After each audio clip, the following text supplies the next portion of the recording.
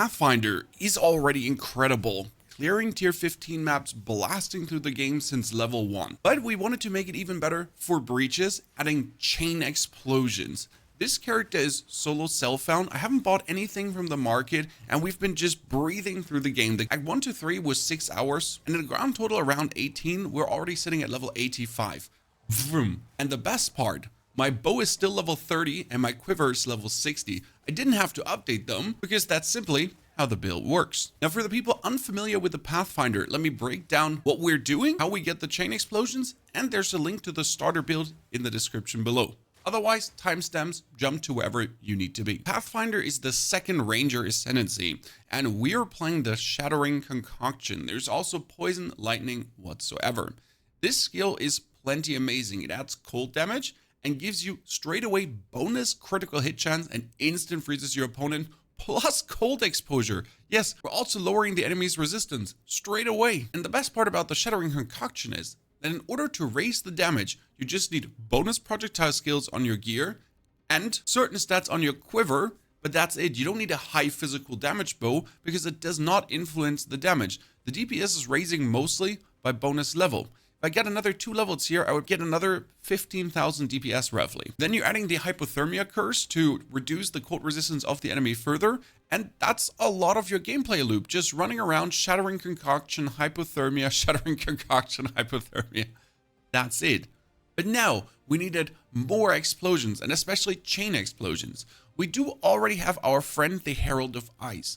The Herald of Ice is shattering frozen enemies for bomb. But even that was not enough. We needed more. And that's where two amazing skills come in place. Cast on Freeze and Freezing Mark.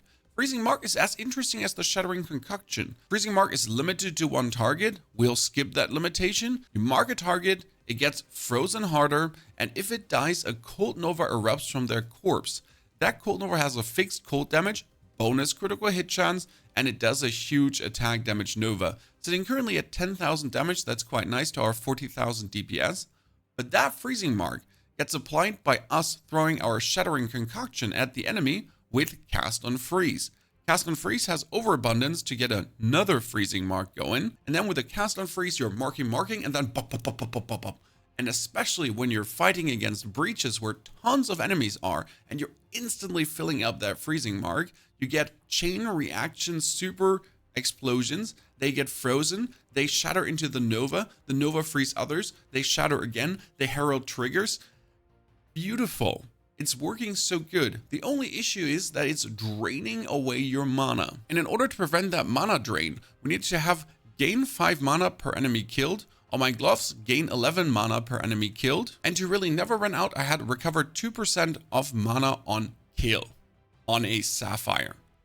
Bam. And that's all the magic. It's so damn good. Now let me break down every support gem, what gear to exactly look out for, and the passive tree with a lot of comments to that because there is 2-3 different ways I wanted to set it out to get even more damage. Listen closely. For support gems, the Shattering Concoction gets more slots on level 40, 65, and level 90. That would be the 5th one. Now we have Scattershot for 3 at the same time, together with Cold Infusion for extra cold damage, works wonders. Martial Tempo to throw them faster, and Super Critical. With Super Critical together, we're currently sitting at 1,406 critical strike damage bonus on a 31.49 critical strike chance. That's huge. That's straight up amazing. You want more crit, because your crits are what's going to tear everything into pieces. Rares with a one-shot, bosses losing 1/3 of their HP straight away. Beautiful. We still have the Freezing Salvo with us, together with a Concentrated Effect and the Glaciation. But I'll be honest, the Freezing Salvo I've used a lot until level 80. But at this point, my Shattering Concoction is permanently active as I get a certain belt. Because you need to make sure that you have enough Flask charges, because the Shattering Concoction uses your Flask charges of your mana flask.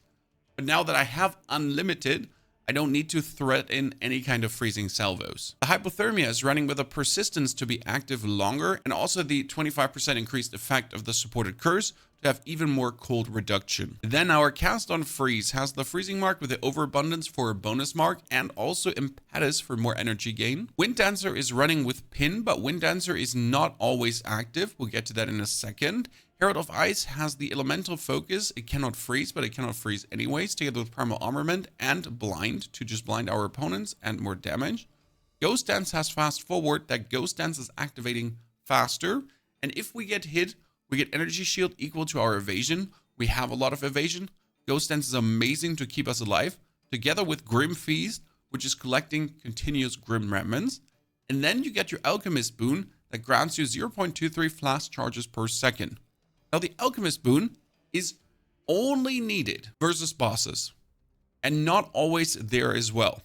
So while you're playing up to bosses, you have Wind Dancer active. But as you're then fighting bosses, you activate Alchemist boon. In order to use Grim Feast, boon, dance, herald, and the cast on freeze, I'm currently needing 180 spirit. Keep that number in mind, 180 spirit. You could decide to obviously not play Alchemist boon and Wind Dancer, then you only need 150 spirit. But Ghost Dance, Feast, and Herald of Ice, these three should be always active. If we're now in a boss fight and we only had 150 spirit, I would have to deactivate Grim Feast, because Grim Feast in boss fights doesn't work, as he doesn't have ads, and reactivate the Alchemist boon. So that's how you could survive with 150 spirit alone. I prefer obviously 180, because again, Grim Feast bad against bosses. Think about activating Wind Dancer there as well, but then we're already back to the 180 spirit again. Before we go over the passive, let's look at the gear just to show you how crude my gear is and bad. One thing you want to have is a fine belt. It needs to be a fine belt, because Flasks gain 0.17 charges per second. These charges per second, together with your Flask having 0.2 charges per second, that's already tons. With then the Alchemist boon, you're getting 0.23 again. So that's 0.4 already, that's 0.6 charges per second. And the belt, for example, has 18% increased Flask charges gained. That's making your Flask top of itself really fast. Together with your passives, even faster. I do have Spirit on my chest, and I can sadly not choose another chest piece. It's evasion rating and energy shield, and that's what you want, the combo of evasion rating and energy shield. Together with my amulet also having spirit. Yes, I would like to kick it out, but that would be the 36 spirit I need. If I had now a 50 spirit chest, I could kick the amulet out and just live with 30 spirit less. But I'm missing 4 spirit for that. It's very annoying. My bow, again, is a level 40 bow. I've been having this for forever. What it has is 2 very important things. 2 levels to all projectile skills, and 61% increased elemental damage with attacks. Boom. Attack speed would be great too. The lightning damage here, the huge chunk of 3 to 47 lightning damage, that one does not go into the Shattering Concoction. There's no lightning damage. It's fire, cold, and there's 3 to 21 lightning from my rings, but the bow itself does not put any of its lightning damage over to the offhand. What helps though is that bonus elemental damage, and then I slotted 2 soul cores. The soul core of Kinta Kola, or yeah, hi. With another 30% increased elemental damage to attacks. So that's another 120% increase. Huge, we love it. Is flat damage, projectile skills, and very important, 32% increased damage with bow skills. Now, the Shattering Concoction is not a bow skill, but the damage with bow skills does count. That being said, if I had a huge chunk of attack speed, more levels to projectile skills, another flat damage stat, I wouldn't care for the bow skills. Optimally would be having a cold damage stat on it, and obviously not playing a penetrating quiver. What you would like to have is either a quiver with attack speed, or I don't have one of those right now, but there's one that gives you bonus critical strike hit chance to your attacks as well, as we want to have our critical strike as high as possible to really crit all the time. Helmet needs to be full energy shield, and I gotta try resistance helmet, so I'm gonna have a hard time choosing a new one. It needs to be full energy shield because of our passives. That's being turned into evasion rating. So we got tons of evasion rating, and obviously our energy shield goes higher as well. And the rings, if possible, should be having increased cold damage. because that percentual gain in cold damage really gives you nice damage bonuses. We love it.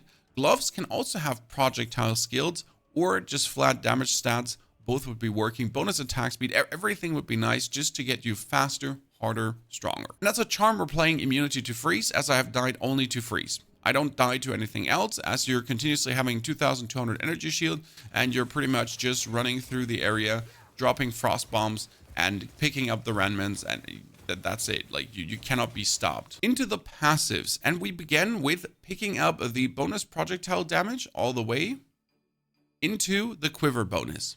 The quiver bonus is important as you want your quiver to go crazy. Imagine all the things you have on your quiver, but double them up because of the bonuses you're having. Amazing. Then we went a bit deeper straight away for damage. This is elemental damage with attacks, and this is another 25% attack damage. That's great. This is like huge. Straight up bonus to the concoction with attack speed. Which leads us then to the side here for the bonus critical hit chance, a lot of that, and critical strike damage bonus with the evasion rating and dexterity. That helps to keep you alive. Next up is an emerald into intelligence, and then damage with unarmed attacks because you're using an unarmed attack. And then you reduce the damage, but you get another 20% attack speed. That's huge. That note is crazy. Now ignore this for a second, because there's something more important to take. That would be Arcane Alchemy. Mana Flask gain 0.1 charges per second. There's another one of those here called Waters of Life. I don't need Waters of Life because I have a fine belt. If you don't have a fine belt yet, play Waters of Life. Together with, if you haven't critted recently, 80% more critical hit chance. Recently means 4 seconds. It's just way too good to not have this with another 20%. Then we're going over for more critical strike damage bonus and more critical strike damage bonus against enemies at full life. That's another 100% bonus. It's crazy. Together with more energy shield, and your helmet's energy shield is being turned into evasion rating and twice of the value. That brings us to the monk side. More cold damage into movement speed, then evasion rating and energy shield, tons of it, together with attack and cast speed, and more damage if we crit recently, plus critical strike damage bonus, critical hit, and even more critical strike damage bonus and crit hit. Now, that is not taken, as you can see, because we went over to the top, but we were able to get ourselves more cold exposure and cold resistance penetration. With my body armor evasion rating is also energy shield. This is not a lot, but is some, together with a boost of evasion rating and energy shield in general. Then bonus in damage, chance, critical hit chance, more damage bonus, and crit hit chance. That is huge and does tons. We could do another 1, 2, 3 points here to get also a gem slot. But first, we would have to fill this one out. And if you now want to slot your amulet with something, you kind of want to go for the Endless Blizzard, level to all cold skills, but that would cost you an isolation, suffering, and fear. What you could also be looking for is a 60% increased maximum energy shield, would also be a suffering, isolation, and fear, so relatively expensive. Otherwise, you might be looking for any kind of critical hit node, because critical hit chance is just simply the most important thing to get for more crit hits. So if you pick up anything on the side here, this is 20% crit hit chance for attacks, increased critical strike damage for attack damage, and then more stun build up with critical hits. Sure, that one would be awesome. Try to find one that does the most. Here, this is reduced max mana, we don't care. It's only Ire Guild and Despair. I already have these 3. 10 strength, okay, who cares, but 35% increased crit hit chance, nice. On our 31.25 times 1.35 now, going up to 42%, yeah, that's plenty freaking good. I love it. Now let's look at the Ascendancy. You're going to begin with Mana Flask charges, then you're going to go into more charges gained and 50% more charges, into more passive skill points, which is insane, and your last 2 points are useless. Yeah, I said it, useless. We could be getting more skill speed, and then the movement speed penalty of using skills is lower. That has you zooming more. You could also have increased life flask charges gained, and that life flask effects are not removed when unreserved life is filled. Life flask effects do not queue. You can use the enduring elixirs, then together with the eternal youth, to have your life flask spam refill your energy shield. It's kind of interesting. But I gotta say, no need for that. Just skill speed, running assault, and we're Gucci. Now, a few important words to the Flask charges. We never had a real problem with it. The only time we lagged was during a tier 17 boss fight.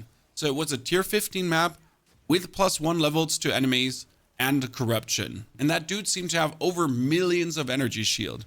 That's why we actually ran out of charges. But the good thing is, with all the recharge we're having, you might just have to dodge for 5 seconds and you get tons of charges already back to then punish him. And during the Trials of Sekimas number 4 versus Zarok, he is having so much HP.